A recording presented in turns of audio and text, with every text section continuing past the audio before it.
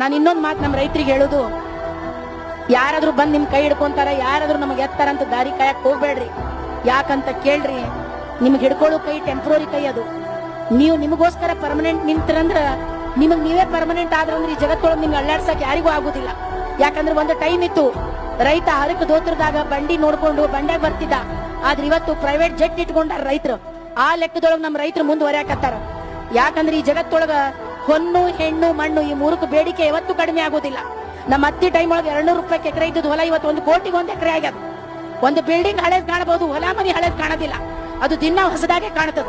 ಈ ಜಗತ್ತೊಳಗ ಒಂದ್ ಇಂಜಿನಿಯರ್ ಅನ್ಬೋದು, ಡಾಕ್ಟರ್ ಅನ್ಬೋದು. ಆದ್ರ ನಮಗ ಜಮೀನ್ದಾರ್ ಅಂತಾರ.